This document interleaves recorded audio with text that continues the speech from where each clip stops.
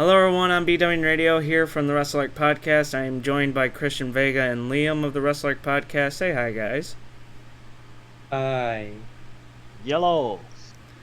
And today we are doing a top 10 list. Folks, this top 10 list is brought to you guys by our sponsors at SeatGeek. Folks, SeatGeek is the official sponsor of the Wrestle Arc podcast.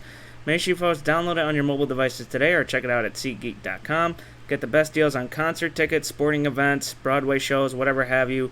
Check it out at SeatGeek.com. That's SeatGeek.com, or download it on your mobile devices today. So, guess what? What? There's only 3 of us. What the hell's going on? I wonder why. The worst part is we can't go into detail about it until the boys talk about it tonight. Yeah. It's top secret for now, but Yeah, right now it's a top secret. We can't tell anyone. None of your fucking business. All right. get your nose where it don't belong out there. You know what I'm saying? Yeah. But anyway, so today we're doing a top 10 list, pretty much of our favorite WWE Champions. And we tried to record this once before, but a major fuck up happened. Yeah, Radio's Audio decided to be a total dick. And all because of one button. One button is all Just it one. takes to fuck with you. Yeah. So, we're going to go through our own lists. I'm going to start, and then it's going to be Liam and then Vega.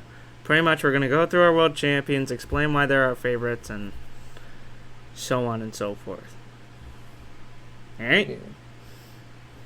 Yeah. Alright, let's start with me. So, first off, we're going backwards. We're working our way from 10 all the way to number 1. And at number 10, I have the Viper, Randy Orton. Yeah. Good pick, you know. Dude was a dangerous world champion. Absolute menace. Until some big guy come along and fucking ruined him. And then... But no, Yeah. whenever Randy had that belt, you had to be scared because you were either getting punched in the head or he was going to make out with your wife. I love Triple H.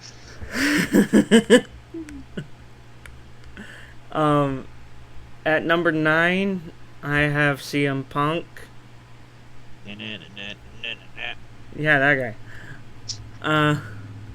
I pretty much picked him because he was one of my favorite wrestlers growing up, but at the same time, his world championship reign was great until he turned heel, and then he became a shithead. And then, Boy, yeah. Yeah. The booking was all a bit wavy at that time, so yeah, very up and down for Chick Magnet Punk, Cookie Monster Punk, whatever you want to call him. check magnet, cookie, whatever. I don't fucking. Crazy Tricks Magnet. Exactly. Major. At number 8, it's going to be very controversial. I'm only talking about his in-the-ring stuff. I'm not talking in terms of what he did outside of it. But number 8 is Chris Benoit. Yes. Mm-hmm. Really growing up, he was one of my favorite wrestlers of all time until the events happened. But in the ring, the dude was a menace, and when he won the world title at WrestleMania 20, a minute all you fuckers cried, and we're just like, this is the greatest moment ever with Eddie and all that. Yeah. I mean, especially because it's like a lot of people to this day still say like Benoit was one of the best in the ring ever, pretty much. You know. So, but before those tragic events. Yeah, and It's just- I know that people still post the video of Paul Heyman pretty much saying, if that's your boy, fuck you. In-ring competitor, great. Greatest of all time. But if that's your boy for what he did outside of it, fuck you. Yeah. Mm-hmm. At number 7, I have the Animal Batista. Pyro Machine. You thought Cody's pyros were insane. Look at Batista's. When he got out of that machine gun, so much pyro, they blew the entire budget on Batista. Yeah, pretty much. But no, Batista had some great feuds with Triple H, The Undertaker, John Cena. Yes. I mean, he But- was just a beast in the ring. Yeah, I mean, back in the day, he was just like, pretty much when WWE was like full of giants, full of big guys, big muscly dudes, and he was probably up there with probably the most outrageous physique you've probably ever seen in your life. Yeah, I mean, As a champion, absolutely, probably great, yeah. yeah, I mean, like, whenever you heard his music hit, you just saw all the other guys go, well, fucking shit. But to get my ass handed to me. It's over. I'm going up in the air, and I'm coming down hard. Yeah.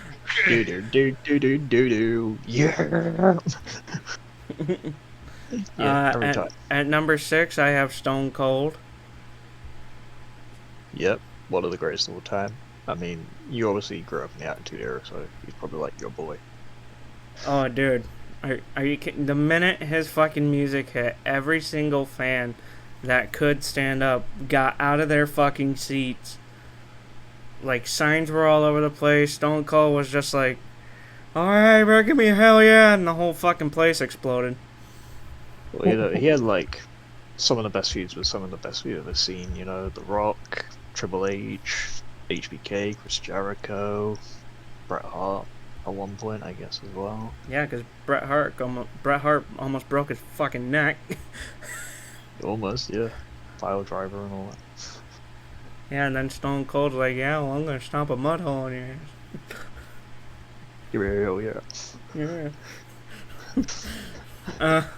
But no, I mean, he was also the big turning point for that whole WCW Raw War thing. So. Definitely a big part. Yeah, not Vince Russo. Vince Russo, fuck you. Anyway. At number 5, I have Edge, the Rated R Superstar. Want to talk about the Menace? He's probably the biggest of all. This fucking guy. Just the stuff he used to get up to, man. That like, just the feuds he had with like Taker. Again, as you mentioned, but I guess Batista's in there somewhere. John Cena, Randy, all that stuff. Some of the best he's ever faced. Yeah, I mean, Edge. Also, a memory got brought up. I remember when it was either Edge or Kane that was the world champion, and Edge like kidnapped Paul Bearer and was like wheeling him around the fucking arena. I think it was Kane. Because Kane ended up in the same place and got locked in. Oh yeah. Because he were looking for him, didn't they? Yeah, and then like fucking like he had Paul Bearer on top of a ladder in a wheelchair, and fucking I just like, don't do it. The Lord knows why he was there. Kane's like, oh yeah, I'm gonna fucking do it anyway. Shoves him down. All of a sudden they look down, it was actually Paul Bearer. Like, what the fuck? Kane, you fucked up. You fucked up big time. At number 4, I got Roman Reigns. Again, like, what he's done, like having the bloodline the last 3 years beside him, and again, like, first person since Bruno to hit 1,000 days as champion it's crazy. I think WWE is gonna make him break the all-time record. Oh my god, I dread to think that. If they do that, I'll be old. I'll be like 45 by the time that happens or something. Yeah. That's like 20 odd years, bro. But fucking Roman is just a beast in the ring, so that was the reason I picked him. Yeah, he's had some great matches, definitely. At number 3, I have Triple H. Yeah, I mean, that guy embodied what it means to be a heel champion. Like, as we've already mentioned, like in his Evolution days, they called his big gold belt the Reign of Terror. I remember when he had like a bunch of classic rivalries. I remember when he had one with Scott Steiner, and those fucking guys were having a flex off. Oh yeah, that segment was so weird. I remember watching that back a few I years ago. I Like, watched that and I got so damn confused. I was like, "What's happening?" yeah, I think it's because like the week prior, they said, "Oh, I know, let's do a flex off in the Well, middle of the ring." I mean, Triple H is sitting there fucking like doing a normal flex. All of a sudden, here comes like 10 muscled fucking Scott Steiner right in front of him, just like, "Yeah, look at this, bitch." Holler if you hear me. Do you know that actually they made that like a playable storyline in SmackDown Here Comes the Pain season mode?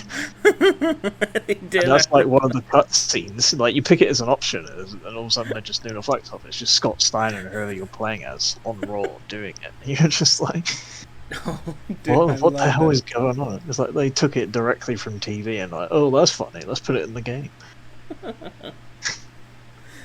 Um, but yeah, Triple H was just great, just based off the rivalries he had too. Um, at number two, I have the Nature Boy Ric Flair.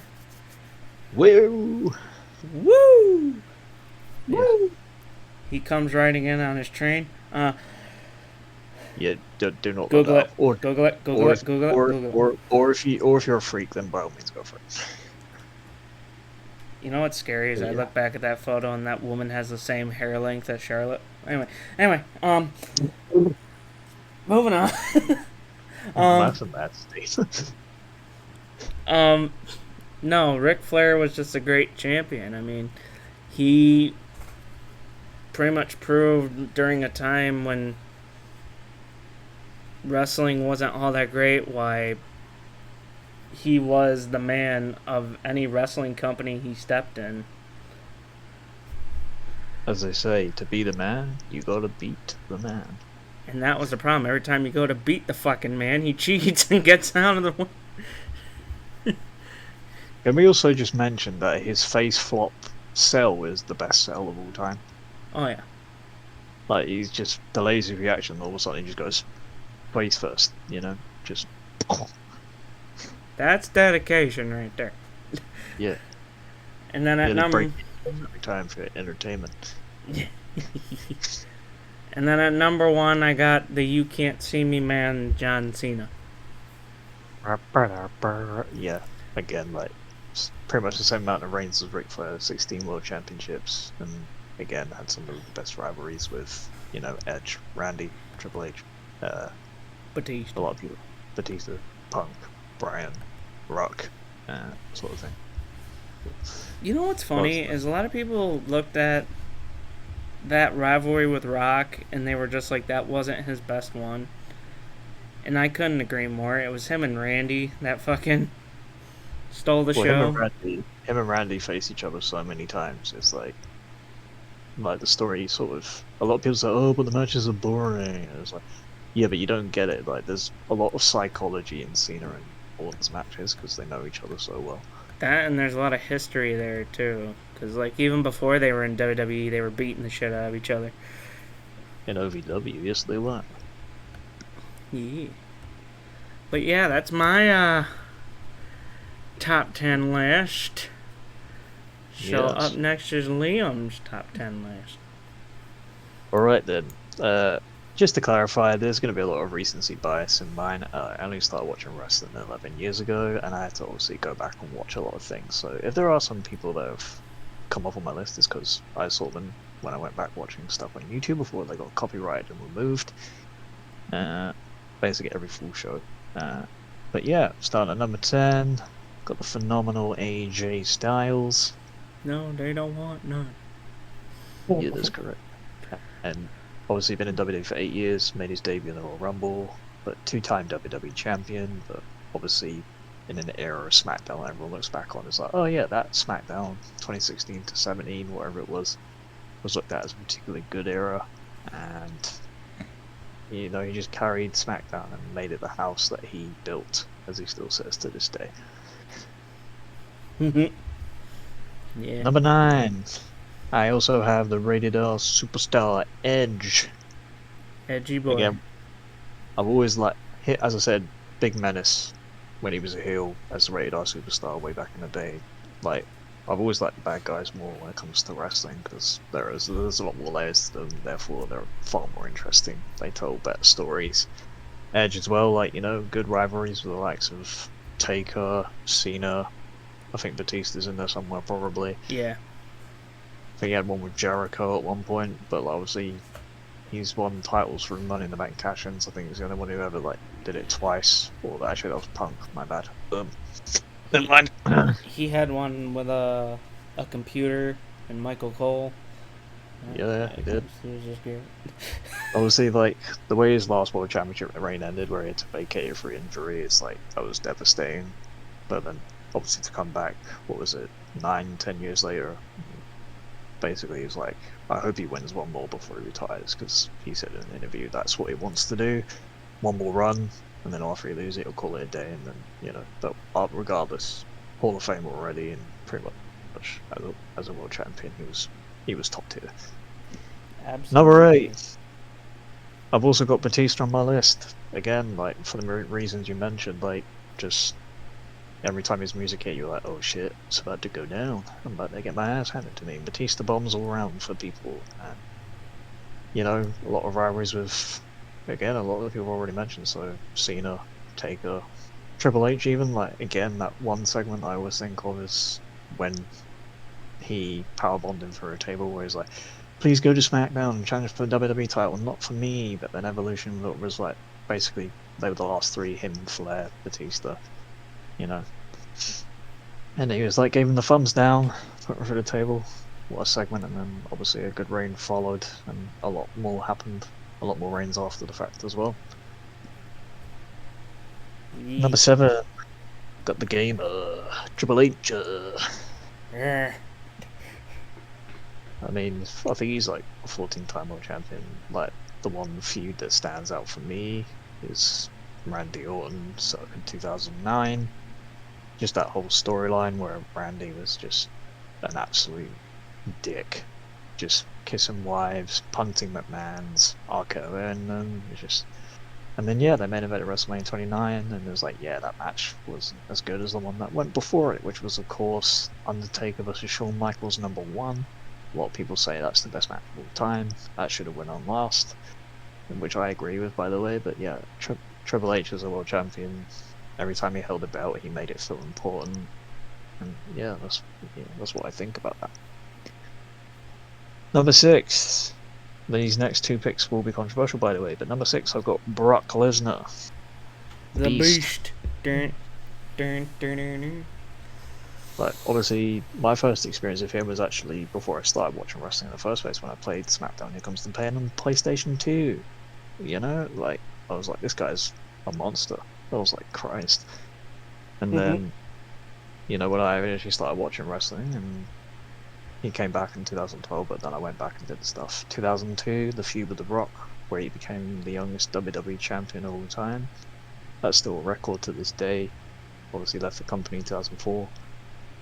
Came back, won a few more WWE titles. One thing that stands out where he basically squashed Cena. Suplex City was born, but then the Universal title reign a few years later, where he held it for 500 plus days and hardly showed up, it was dire, it was shit. That was when Brock didn't care. But then obviously when he's held world titles since, as Cowboy Brock, he's been very entertaining. Well, the thing with Brock Lesnar is, the thing that bothers me so much is, he gets a fucking belt, and then it's time for vacation. Yeah, he gets a belt and disappears. He's fighting in the UFC again, Yeah. Because that's what they do, they fight and take a break for 3 or 4 months. And then do it again. And Yeah. lose it. Number 5, I got CM Punk. What?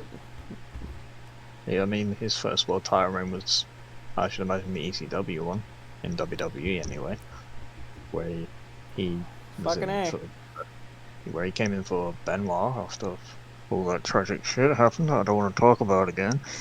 And then, again, I think he won Money in the Bank twice, successfully cashed it in twice for the big gold belt. He held that for a little while, had some stuff with Jeff Hardy and The Undertaker, which was pretty cool. And then obviously won the WWE title twice in 2011, the second of which went on for 434 days, was at that point the longest reign for a WWE champion in the modern era. But then, you know, had some stuff had a great match with Daniel Bryan at Over the Limit that I can point to. There was a main event on Raw 1000 with Cena, which was Cena's Money in the Bank cash-in, where obviously he then turned heel, and it went kind of, as we've already said, it went downhill afterwards. I hated it so much. Yeah, he should have stayed babyface, but then, you know, he was, you know, just working his ass off. He was great as a face with the microphone, but as a babyface, or as a heel, it fucking sucked. Yeah, you can tell it's just like, he sounded great all the time, because I think for him, he always, like, makes the best out of a bad script. That's what I always thought, but then again, it's like the inconsistent booking, like, especially where him and Chris Jericho at WrestleMania 28, that was supposed to go on a bit later, but obviously it was like one of the, I think it was like, no, that went on like second to last, so it was like before Taker. Yeah, well, he wanted to main event it, however, of course, Cena and Rock had to... And obviously there was End of an Era as well. Yeah. By the way, that's one of the best matches I've ever seen as well. Was that the one with Undertaker, Shawn, and Tripp? Yeah, it was inside Hell in a Cell. Yeah. Anyway, number 4, Daniel Bryan. Now, arguably one of my... You want to talk about like the Bloodline being one of the best stories of the modern era. What about the story of Daniel Bryan? You know, when the Authority had ruled over Monday Night Raw with an iron fist, saying he was a B-plus player, he couldn't win the big one. They screwed him at every turn. And then at WrestleMania 30, he won both titles in a triple threat match with Randy Orton and Batista. And then obviously had to retire in 2016 because of a lot of bad concussions. He eventually came back. Well, obviously retired before 2016 when he came back. And then he had another one where he was a heel and he was an absolute bastard. You know, he preached about, you know, you people are fickle, and he's like kicking people in the balls, especially AJ Styles and others. But yeah, always fickle. Like Daniel Bryan can like have a good match with anybody, is what I thought basically, you know, because he's that good. Just remember, if you don't like him, you're fickle. Yeah. Number 3, I've got Roman Reigns. Tribal Chief. You know? Throw your ones up. At this point, at 1,000+ days as Universal Champion, pretty much carried the company on his back for the last 3 years. Had some great matches with the likes of Cena. That one that was at, you know, SummerSlam last year or the year before. Again, it had a few matches with Brock Lesnar. Some were good, some were bad. It doesn't really matter. They always face each other, you know. And then he's like, I think he wrestled Finn Balor at one point, maybe. Seth Rollins, Royal Rumble. That was good. Yeah. And obviously, like, just to have the whole bloodline surrounding him in this absolute monster of a reign, it just basically is the best storyline in wrestling right now. If anyone says it's not, they're delusional. Okay. Exactly. Number 2, I've got Randall Keith Orton. And as I said already, like when I first started watching wrestling, I think, you know, he was about to become, you know, he helped Triple H basically screw Daniel Bryan at SummerSlam in 2013. It was, you know, touted as the face of the WWE at that point, and then obviously I've watched his other reigns back previously. And again, as I point towards 2009, you know, he was an absolute bastard of a person. And as a heel world champion, he was brilliant. Even when he had Big Gold as the Legend Killer, that was good. You know, it's just everything Randy does when he has a world title with him, he makes it even more important. Obviously, as a face, very good, but as a heel, even better. Just for me, he's the best heel of all time. Yeah. And number 1, he was a menace, man. He was a menace. He was an absolute menace, I'm telling you. And then number 1, I also have the leader of the C Nation, John Cena. 16-time world champion.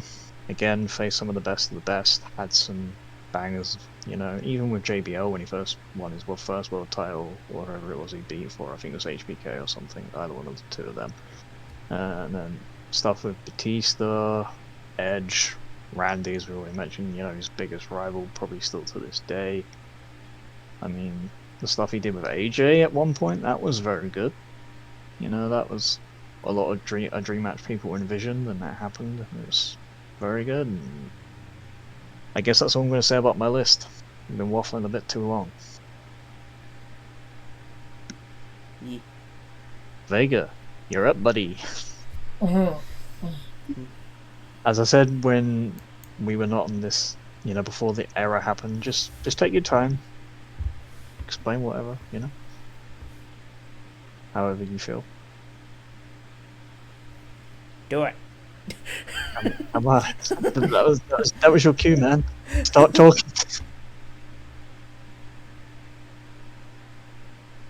Vega, come on.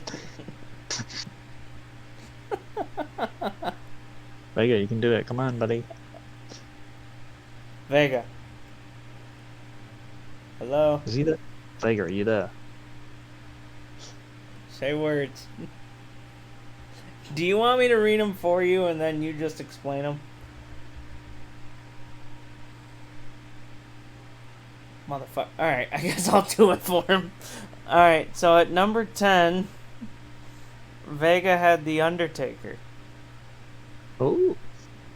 Okay. When it comes to Taker, I think more of the streak, because obviously he's only been world champion like a handful of times, so it was always rare when Taker was world champion, but he was good, to be fair, in some of his reigns. Yeah, Vega, why'd you have The Undertaker?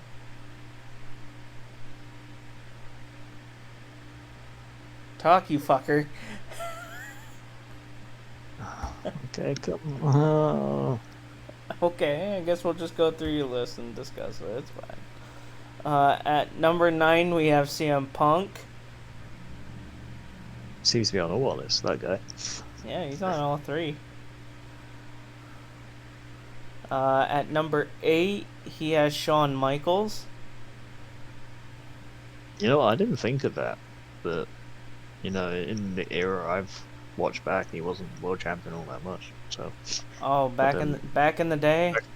In the 90s, though, where I was like, I played 30 years of WrestleMania on 2K14. I was like, okay, he's world champion. His title reigns have so much controversy behind them. It's not even funny. Well, the Montreal Screwjob being the big one, right? Oh my God, yeah. That's like the biggest one ever, basically, like the biggest shoot in all of wrestling. Where Vince was, I don't want him winning the title. You want to know what I found out is that they actually recorded that whole backstage after that. Oh yeah. And Bret's wife fucking laid right into Triple H, laid right into the boys that knew about it. I mean, rightfully so. But, you know, that was supposed to be Bret's big moment. So. But you want to know the worst part is Shawn denied it. Shawn denied knowing anything about it. Yeah, but at that time, apparently, he wasn't like a very good person. So, you know. No, he wasn't. He's obviously since like said, I regret all that. So. Yeah, they made up, supposedly. I still think Bret wants to fucking kick him in the nuts. Bret just wants to kill everybody. That's just the way I've seen him lately. Yeah. At number 7, we have Seth Rollins. Again, I thought about putting him on my list, but I was like, I've already got too much recency bias, so. Vega, can you at least explain why you got Seth Rollins?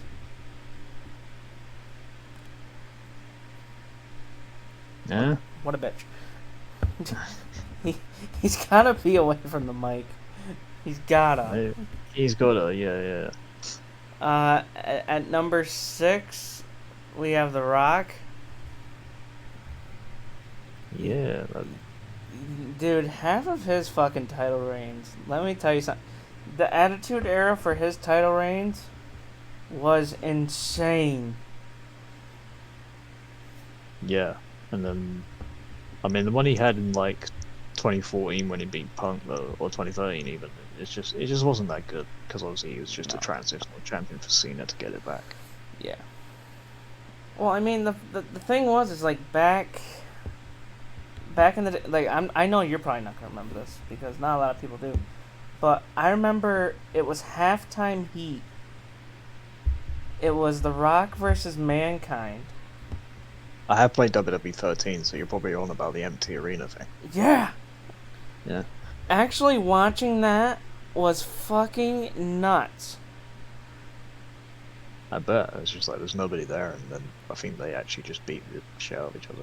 Well, the worst part is you had Shane and Vince on commentary, commentating the whole damn thing. Yeah, you did, and then little did we know that's basically how wrestling was every week in 2020. Yeah, pretty much. Vince was just like, I can't tell you how much this sucks. Well, Vince, you're the one that booked the damn thing, you bastard. And when it came to 2020, it's like, okay, I've done an empty arena for football, but this time I have no choice, so. Yeah. At number 5, he has Stone Cold. What? But yeah. He has Stone Cold. Yeah. What? I mean, what? He has what? Stone what? Cold. What? Hey, clean the shit out of here. Anyway. Yeah, but again, like as you mentioned, even is like he carried the attitude era on his back as a world champion. So, and then I think one of his reigns is when he aligned himself with Vince, which was even crazier. So. Oh my god, dude, the WrestleMania that fucking happened. The booze. Oh I've seen it. My god. Jeez. So only like Vince McMahon's biggest rival ever basically turned into his bitch. Yeah, like you're fucking sitting there. He's just like, I am the World Wrestling Federation champion. You can't take that away from me. Okay, look at Deborah made cookies. What? Yeah, very much. He had Deborah by his side, and all she wanted to do was make cookies. And he's like, you want to talk about cookies? Bitch, I swear to God. Poor Deborah. I love her because she fucking nailed Stone Cold with a fucking cookie sheet. Fucking one night. I gotta send you that video. It's the greatest. She's out there. Yeah. She's like, what did she say? She goes, if he doesn't want my cookies, I'll pass them out. She starts passing out cookies. Stone Cold goes, hey, nobody wants your goddamn cookies. And then she just fucking cracks him right in the head with the cookie sheet. Was that? There was one time where he smacked Vince in the head with the tray as well. That was great. Hospital bed. I remember like the opening of Raw 1000 specifically. Where, I'll take it from here, nurse. Yeah, where they timed it so perfectly, like the song for the Raw 1000 intro, where it's like, tonight is the night we set it all, and it went dit. Dude, it was... Just the pan smack against the head was like timed perfectly. It was funny because Vince had all these guests. He had Mr. Sacco, fucking Mankind see him. And then the nurse is like, what do you think, doctor? And he goes, I'll take it from here, nurse. And then fucking turns around, starts whooping his ass in the hospital. Yeah. Funny segment. It was great, yeah. I kind of wish I was alive at that point, but I wasn't. Oh my god, I wish you were too. It was the greatest. At number 4, he has Edge. Yeah. Makes a lot of sense, as we've said already, That's to run off the things that guy's done. This is where I'm shocked. Okay, number 3, he has John Cena. Ooh. So that means he has 2 people ahead of him, which is mad. I can't believe that. I can't believe he had John Cena at number 3. If I had to guess, it probably has something to do with, like, because he was WWE Champion so much, maybe it was like, just there, nah, who am I kidding? Everybody loves Cena. Cena's the best man. He's the GOAT. The GOAT. Yeah.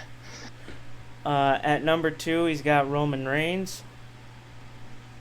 Oh, okay. Makes me wonder who he has at number 1, but yeah, again, 1,000 days plus as Universal Champion, had the best storyline in wrestling for the last 3 years around him, and that's all coming down now, which is going to be great, but still. I know it's about fucking time. Anyway. Yeah.